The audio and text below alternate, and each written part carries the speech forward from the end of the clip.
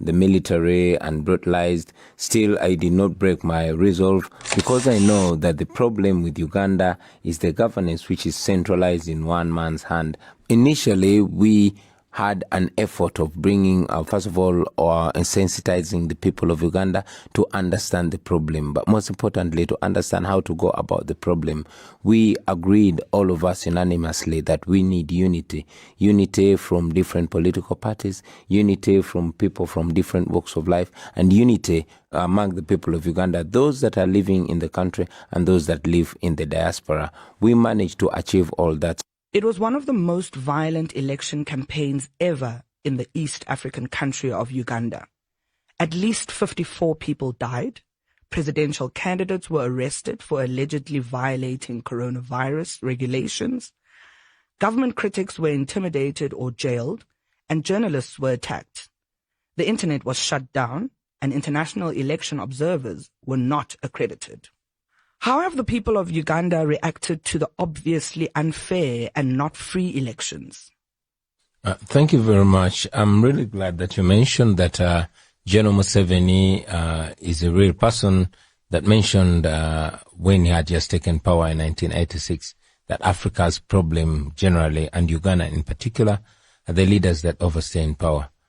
But again, he's the same person who said in 2016 year that he would never rule or run for president after he's 75.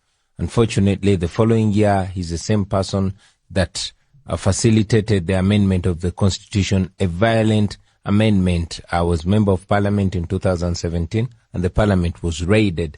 Members of parliament beaten, others have not actually healed completely, and the constitution was violently changed. That is General Museveni. Anyway, back to your question about how people have reacted. The people of Uganda, amidst terror, amidst state-inspired violence, have stood firm, although, like we said, the election that just happened in January was the most violent election in the history of Uganda. Journalists were not only intimidated, they were not only arrested, but many of them were killed. Journalists, our supporters killed. My entire campaign team was rounded off and imprisoned without charge for 7 months. I myself was rounded up on the day of nomination, tear gas, pepper sprayed, and all that. So it was, in my opinion, not what would pass for an election. Unfortunately, like he has always gotten away with all the evil, General Museveni got away with it, and now he ultimately declared himself president, and that's where we are as Uganda. Now, Bobby, losing at the polls is one thing. Losing because of fraud and intimidation is a completely different story. How does it feel to know that, especially the young people of Uganda, are yearning for change and that they are putting their trust in you? Well, I wouldn't really want to say the young people of Uganda are putting their trust in an individual, me. I would want to say the young people of Uganda are putting their trust in an idea whose time has come, and that is liberation, that is freedom, to think for themselves and to determine their own destiny when they can, especially in light of the fact that the average age of those that rule over us in Uganda are way in their late 70s and 80s. So the people of Uganda, especially the young people who account for over 80% of our population, it will be remembered that more than 80% of the population in Uganda have never seen another president. They were not born in 1986 when General Museveni took over.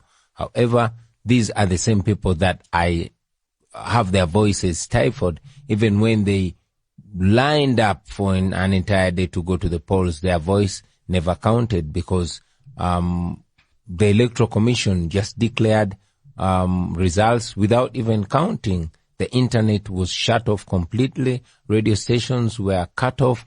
Telephone lines were cut off. Power, electricity was cut off. And General Museveni ordered those that work for him to declare the results that they declared. That is how we are in Uganda. Of course, the young people are incessant in their pursuit for freedom. As you well mentioned, that peaceful protests are responded to with brute force, with murder. Between the 18th and 19th of November last year, hundreds of people were shot dead extrajudicially on the street. Although the government of Uganda only mentioned 54 people, but there were many more, and they were in their hundreds that were killed, extrajudicially. Unfortunately, the international community watched it, made a few comments, and like many other cases of mass murder courtesy of government, it was swept under the carpet. That's a very powerful way of framing it, that the trust of the young people of Uganda are not necessarily placed in one individual, but rather that their trust is placed within the ideal that Bobiwine represents. We have been advised that many of your party members were imprisoned.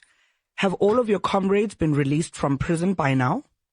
Well, not all of them, and I must remind the world that the illegal arrests continue even as we speak right now. Everybody that dares to speak out against the regime, or anybody that is perceived to be having an alternative view, is rounded up. So while people continue protesting, when the government releases 30, it arrests another 30. It is that vicious circle that continues since before the election. It happened during the election, and it continues to happen even post-election. You are under house arrest for a few weeks. Were you worried or concerned about being detained as well as even abducted? Especially in the view of past events, this would not have been unlikely. Well, of course, I was concerned. I continue to be concerned, but I cannot only focus on my plight. I must say I'm lucky that I sometimes get attention of the media whenever I am arrested unjustly and illegally. It is spoken about. But my concern mainly goes to the hundreds and thousands of Ugandans who are unknown, who right now continue to rot in illegal ungazetted detention centers, who continue to be killed extrajudicially, tortured in those dangles without knowledge. The few that we get to know are not as known or as popular as myself. So while I talk about my plight, I really want to put emphasis on the plight of those hundreds and thousands of Ugandans that are out there. I'm only a symbol or an example of the many other Ugandans that are suffering in a similar way. So yes, I am concerned. I was concerned. I continue to be concerned about myself, but I want to shine a light on the plight of those others who have nobody to speak for them. In our last episode we hosted together with you, Chapter 4 human rights lawyer Nicholas Opio was our second guest. We recently learned that 54 NGOs have been banned in Uganda, including Chapter 4. What is this about? Could this be another attempt by the government of Uganda to silence civilians? Certainly, I must say that even before the closure of Chapter 4 and many other non-governmental organizations, even Nicholas Opio himself was rounded up because he was investigating the extrajudicial killings of people, including women and children, who were mass murdered by the government on the 19th and 18th. He is not about to let the people of Uganda free. This is going to be the same way, the same thing. It only gets worse. Now that he has had a firm grip of the matters of the nation. He has his wife as the Minister for Education and Sports. He has his brother controlling, effectively controlling the economy, even when he does not officially hold any position. Every civil servant goes to him for a handout. He has his brother-in-law effectively controlling cabinet, and his son is effectively in control of the military. So the situation of the people of Uganda only gets worse, because Uganda is not only controlled but owned literally by one family, by one cocoon that milks every aspect of life out of the people of Uganda. And unfortunately, for as long as we have President Yoweri Museveni at the head of state, it means that the situation will continue to worsen. That is quite a powerful message. You said after the elections, this is no joking business. This is when the real fight begins. We are leading an entire generation out of slavery. Are you and your party hopeful for the next elections? We are not looking at elections, because all elections under General Museveni are not going to be any different. We just came out of what was supposed to be an election, but this was an election that the military and police took over effectively. The Electoral Commission was not in control. I was not allowed to campaign. Like I said, I was rounded up and arrested from the nomination ground, detained in my home. I had to campaign putting on a bulletproof vest and a ballistic helmet, because live bullets were flying everywhere. Many of my campaign comrades were shot dead. Others were run over by military police and police vehicles, you know. And every now and then, General Museveni would come out to brag about the murder of those people. I was always in and out of prison on the campaign trail. On the eve of the election, the entire internet was switched off. Not just social media, but the entire internet was switched off. And as we speak right now, Facebook has never been restored in Uganda, because it was the last platform of communication. Radio and TV stations were blocked and restricted from ever mentioning a word about the election. You know, those that dared to report what was happening from the election ground were raided and beaten live on air while everybody listened. And that was before the radio stations were switched off, you know. In many regions, there was no election at all. In the western part of Uganda and the northern part of Uganda, there was literally no election, because military trucks were driving from one polling station to another, taking every available ballot paper in favor of General Museveni. But even after doing that, you know, our votes were overwhelming, that they couldn't, you know, they couldn't rig in their favor, owing to the overwhelming number of elections. So what happens? The Electoral Commission chairman just goes on TV and says, okay, now the election is over and Museveni has won, period. Nothing else, because there was no internet to relay the results. The telephone lines had been cut off, and that is the impunity that they operated with. So to think that there is going to be another free and fair election with General Museveni behaving in such a manner is something that would be far-fetched. And that is why we've been calling upon the people of Uganda to, one, get together and see that we rise against the dictatorship.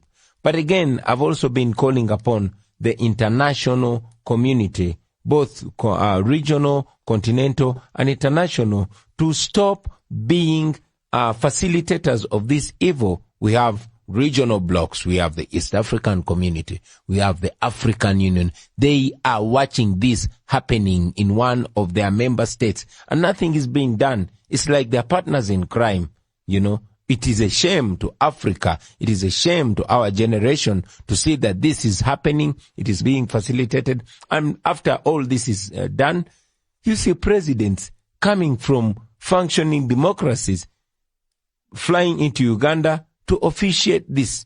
I wonder what this speaks to their citizens and what it speaks to this generation of Africans.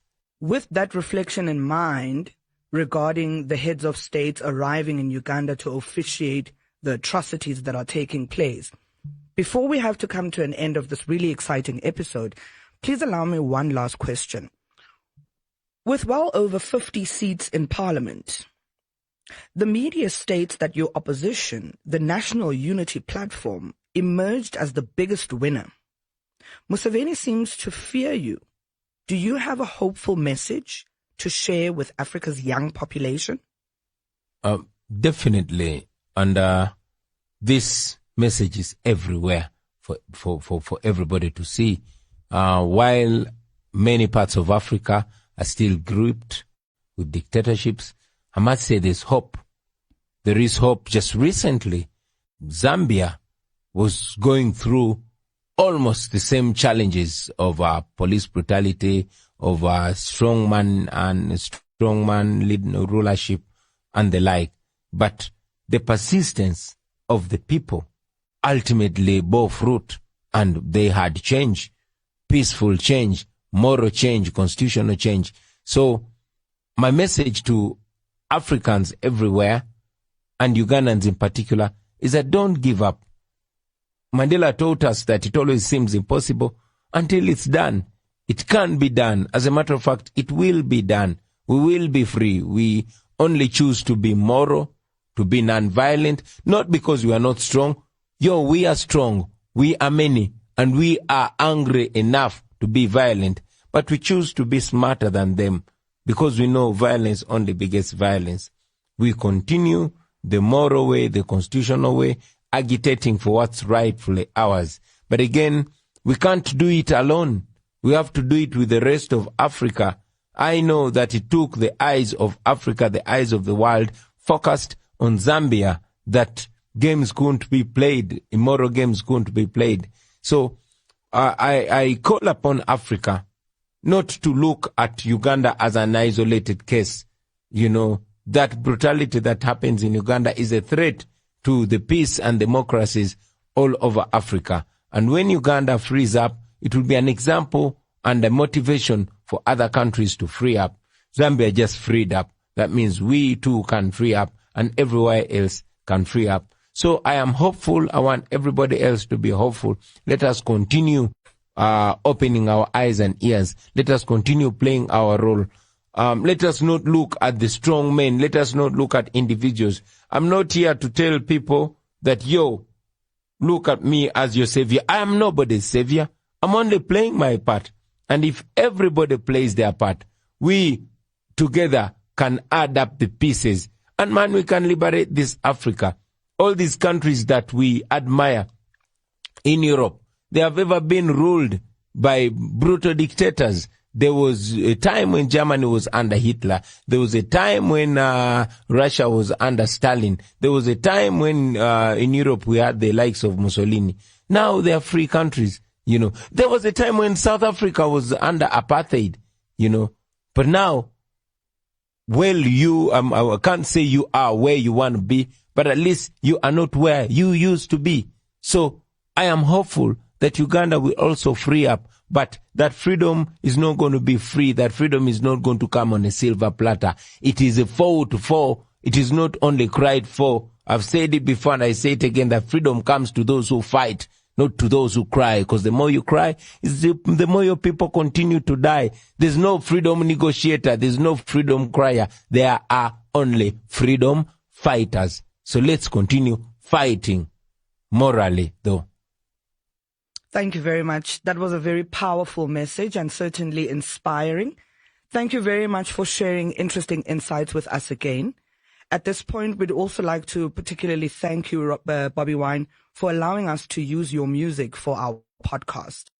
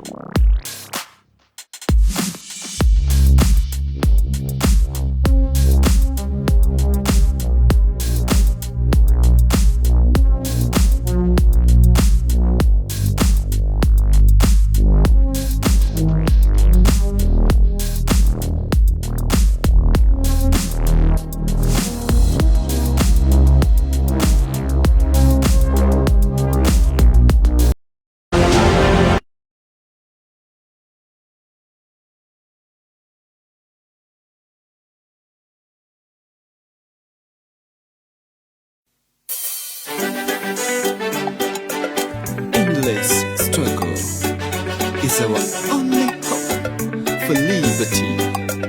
And we must work hand in hand to end tyranny in our nation. But we know, tebinangwa, tulino kwenunula. The time is now and not tomorrow. Tulino kwenunula.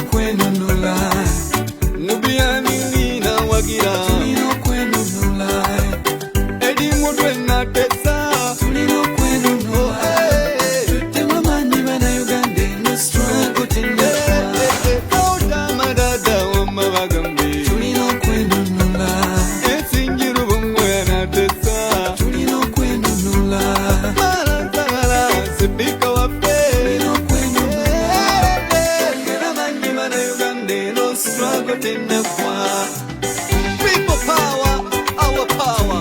We fight for freedom, social freedom, economic and police for freedom.